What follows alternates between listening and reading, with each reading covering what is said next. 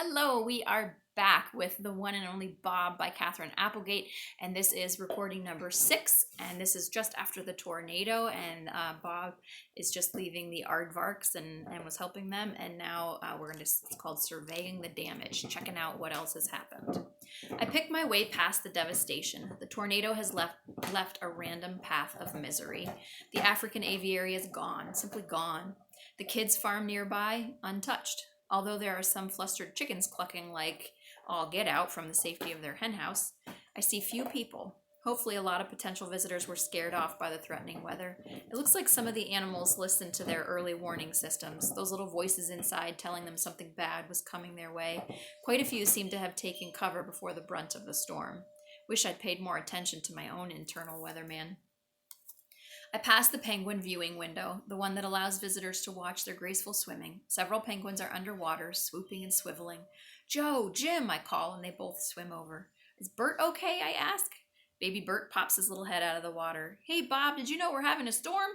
Yeah, I noticed. All good here, Bob, Joe says. You? Yep, took a little flight, though. Daddy, said Bert, can I fly? In the air? Nope, says Joe. You fly underwater. You're a penguin. Bob flew, and he's a dog. Bob is a very special dog, says Joe, and he gives me a look, a grown-up, just between us look that says, we're all right, but what about the others? This is called Baby Sloth. I say goodbye to the penguins and continue on my way. So much has simply vanished. Walls, fences, barriers, netting.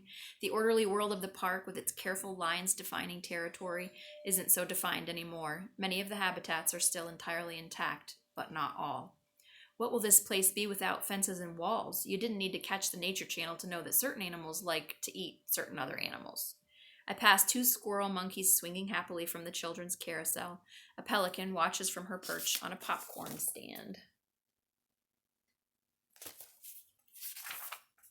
I see a camel and a zebra together, looking stunned to be standing side by side. I notice a red lemur, Merlin, on a picnic table. Lemur eyes are always big if you ask me, but Merlin's eyes look like they're about to pop right out of his head. I make my way through splintered wood and glass shards and approach the gift shop. It's roofless. Stuffed toy animals are scattered here and there like they tried to make a break for it. An I Love Koalas t-shirt dangles from a tree branch. Around the corner I see a baby sloth. Sylvia, I think her name is. She's resting on a muddy plush giraffe. Hey there, I say. She makes a tiny noise. A sloth sob, I guess it is. Let's find your mom and dad. I'm not the one for hugging and licking and such, but I give her a little nudge with my nose. Sylvia somehow manages to grab the giraffe, then looks up at me like she expects to hitch a ride. How the heck do you pick up a baby sloth? It's not exactly part of my job description. And sloths are so, slothy. Carefully, I pick her up by the scruff, the way you do with a puppy. She puts that silly toy in her mouth, and off we go. So there is Bob holding the sloth, holding the giraffe.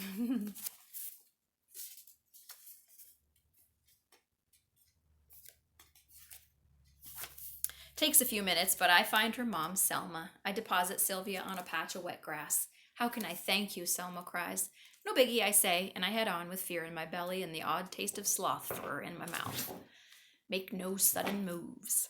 I've ridden around the grounds of the park in Julia's backpack enough to know every inch of the place. I've even chatted with many of the residents, but now everything is topsy-turvy. I keep finding myself in places I don't want to be, like the wolf exhibit. Near the entrance, a sign lies crushed on the ground. It has a picture of a gray wolf with an arrow pointing one way and another arrow with an emperor penguin on it.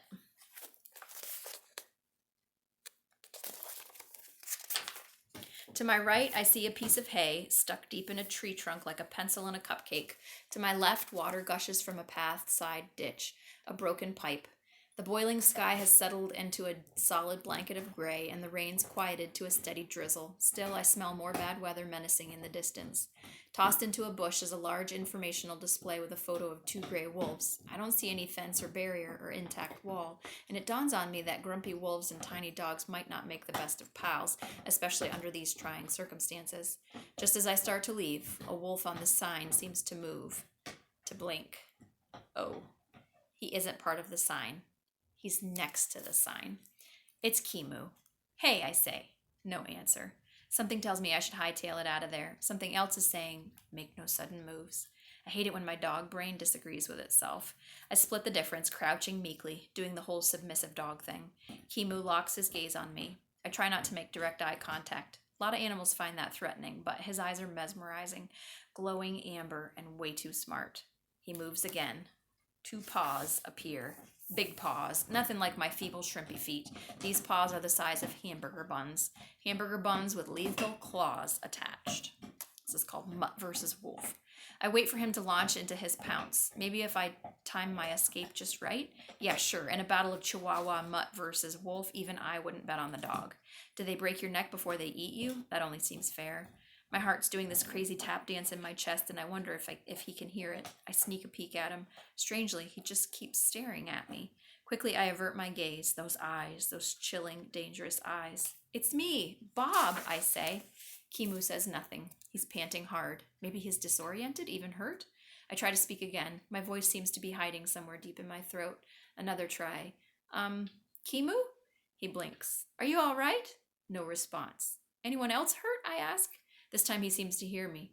I don't know. His voice is a low whisper. Can I help? I ask, really hoping the answer is no. Suzu. I can't find her. All right then, I say. I'll take a look. I poke around a bit, careful not to get too close to Kimu. The sour smell pours off him like sweat off a human. I don't see her, I say after a few minutes, but I'm sure she's fine, just a little shook up probably, hiding somewhere. He doesn't answer. I should go. I'm looking for some friends, I say. Is there anything else I can do? He looks up at the ominous sky as if there's an answer waiting there. I don't know, he says. I don't know. I don't know. Gorilla world. I move on. I have to find my friends. Have to, but where am I? I leap over another mangled signpost with bent arrows. One way to Reptileville, one way to Lionland. I pass the mangrove swamp. A manatee pokes up her big head, draped with Spanish moss like a silly wig. 2 workers in yellow raincoats trot past me. One has a bloody bandage on his cheek. I need to stop, regroup. Cool it, Bob, I tell myself. I'm panicking, not taking in the right data. I try to blot out all the horrible smells, all the awful noise. I concentrate, let my nose do the real work. A whiff of something familiar. Gorilla? It has to be gorilla. Full run now. I cut my back left paw on a shard of glass, trip, fall hard on my nose, and cut it too. Dripping blood, I carry on. Find them, find them, find them. A massive old oak lies on its side at the entrance to Gorilla World. Huge tangled roots grope into the air like frozen snakes. And just beyond, where Ivan lives, is nothing but devastation. Woo! This is called Help Us.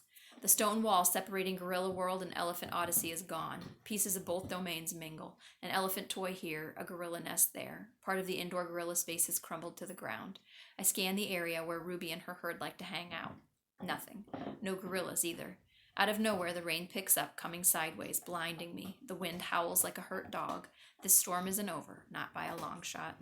I leap over a pile of cement blocks, catch my hurt foot on something sharp, yelp, keep going.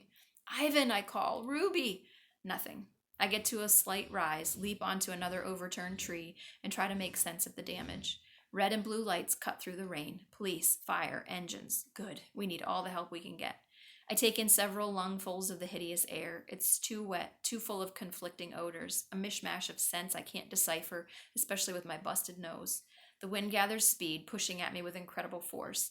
Feels like it'll tear my ears right off my sore noggin. I can barely stay upright. Wind like that, storm wind, doesn't carry scent. It obliterates it, destroys it. Help! Help us! It's a tiny, desperate voice, maybe even Ruby's voice. This is called kudzu. I pick my way through the debris, trying to lock on the sound. It ain't easy. Please help us. Climbing over the remains of the wall, the one I was sitting on what seems like moments ago, I find myself at the bank of the moat. Ruby, I call at the top of my lungs. Uncle Bob! It is Ruby. The sound of my name cuts through the gloom like a shaft of sun. Ruby runs to the opposite edge of the water. She's maybe 8 feet away, but I can barely make her out in the torrential rain. You stay there, I yell, trying to be heard over the wind. I'll come to you. I follow the bank until I come to a spot where several chunks of wall have tumbled into the water. 3 careful leaps, and I'm across. Ruby runs to greet me. She wraps her mud-coated trunk around my neck, and boy, oh boy, am I happy to see that sweet little elephant.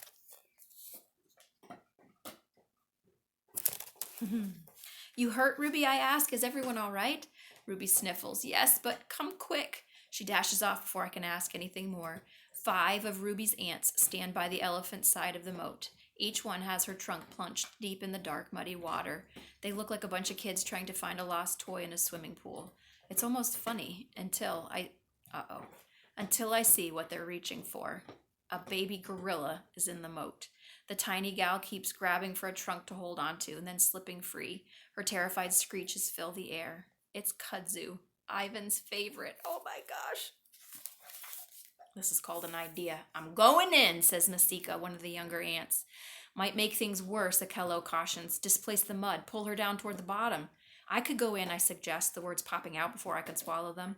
It's more mud than water, Bob. Akello shakes her head. You'll get as stuck as Kudzu. I don't exactly argue the point. I've got an idea, comes a small voice. All the aunties turn to Ruby, and she looks startled to have their complete attention. A couple of us get on the other side of the moat, Ruby says. Grab trunks. We'll make like a, what do you call it? A sling, I exclaim. A hammock, like the gorillas have. I don't know, Ruby. Akello sounds doubtful. Kudzu grabs for Masika's trunk with both hands. Wait, Masika says. Think I've got her this time. Masika lifts her trunk with deliberate slowness, carefully trying to support the baby gorilla, but once again, Kudzu can't hold on. She lets out a despairing cry. Oh my gosh. Down she goes, lower this time, her nose and eyes just visible. Okay, Akello says with a nod at Ruby. Let's give Ruby's idea a try. Masika, Laheli, Elodie cross over the far side. Zaina, Ruby, and I will take this side. All three elephants move with surprising quickness to the spot where I crossed. They gallop back until they're facing us. It's strange to see them on the other side of the moat. With the wall destroyed, they're technically in Ivan and Kenyani's domain. Move down a bit, Akello instructs. That way.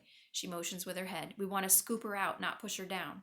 3 on one side, 3 on the other. The elephants reach out for each other's trunks, creating a kind of cradle. Okay now, says Akello. Lower carefully. Down they go into the muddy water. Ruby nearly loses her footing, so I grab her tail with my teeth. It doesn't really help, and she yells, ouch, but her heart's in the right place. Kudzu thrashes her tiny arms. Stay calm, I call. Easy for me to say. She looks over at me, and I'll never forget the fear in her dark eyes. Then she vanishes below the surface. What? Team Elephant. Hurry, Ruby cries. The elephant bends lower, moving like a giant elephant shovel. Where is she? Masika asks. Lower, says Akello. Lower, sisters. There, Ruby yells. No, wait, there. Up, Akello commands, and the interlocked trunks rise from the muddy water to reveal a tiny, trembling baby gorilla sitting in their makeshift sling. Kudzu, says Akello. Stay calm, baby. We're coming. We're going to toss you to safety, okay? Kudzu gives a little nod. On my count, says Akello. Start swinging. 1, 2, 3. Up and over go the trunks, and up and over goes Kudzu. She lands with a little plop on the gorilla side of the moat, right next to Masika's rear legs. Good work, everyone, says Akello, and good thinking, Ruby. Thanks, elephants, says Kudzu, wiping mud from her eyes. That was fun. Can we do it again? Akello takes a deep breath. Maybe later, sweetheart. Quickly, I make my way back over the moat. Kudzu, I say, follow me. Let's go find your ape peeps. Can I go with Bob? Ruby asks Akello. Akello touches Ruby's back with her trunk. I'd much rather have you stay here, dear. And it's may I. But Uncle Ivan, Ruby pleads. I'll keep an eye on her, I tell Akello. I'm going, Ruby says in her most determined voice. Maybe I can help. I helped just now. Akello hesitates, but finally gives a slow nod. Probably she figures there's no arguing with Ruby. She's right on that one. Ruby crosses the moat and joins Kudzu and me. Be careful, Akello warns. There's more of this storm coming. I got her, Akello, I say. You'd better have her, she warns. I think I flew, Bob, says Kudzu as we weave our way through the wasteland that was Gorilla World. Yeah, me too, I say. It's that kind of day. And there's the destruction of the Gorilla World sign. What's out there? A handful of humans, firefighters and police mostly, have begun to roam the grounds, checking out the damage. We pass a park employee with a weapon slung over her shoulder and a net in one hand. Trank gun, he tells a passing police officer. We don't know what's out there, which would be a tranquilizer gun.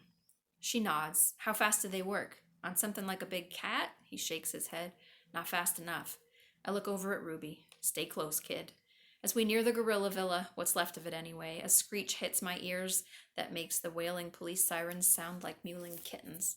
It's Kenyani. She's frantically knuckle running back and forth near the collapsed gorilla villa. Chunks of cement, shredded wooden beams, and bent metal lie everywhere. A cluster of gorilla females and juveniles huddle not far from the rescue workers. There's Mama, Kudzu cries, dashing toward a gorilla named Jody. I'm so horrified by the destruction that I've almost forgotten my muddy little charge. I really shouldn't be trusted as an ape sitter. Kudzu darts over to her mother's waiting embrace. Jody nuzzles her and strokes her and says soothing, motherly gorilla things. Thank you, Jody mouths to me. Don't thank me, I say, looking over at Ruby. Thank this little gal. She figured out how to save Kudzu. Thank you. Ruby, isn't it? Ivan's friend? Ruby gives a shy nod. We all helped. I provided moral support, I add. I flew, Mama, says Kudzu. Of course you did, dear, says Jody. Kenyani's fresh whales focus my mind. I gotta go, I say. Ruby, you should stay here. I'm going for a no nonsense voice, the one Julia uses on me when she calls me Robert. Let me see what's what. I'll be right back. No way, Uncle Bob, Ruby replies just as firmly. I give up, but I'm afraid of what she might see, of what we might both see. Any sign of Ivan? I ask Jody. She shakes her head, a grim look clouding her eyes. With Ruby by my side, we approach the pile of wreckage that used to be the gorilla villa. At the same moment, Ruby and I gasp. There's Ivan's hand, barely peeking through the rubble. Oh my gosh. All right, that's the end of recording number 6. We'll start with number 7 on a chapter called Not Moving. Oh my.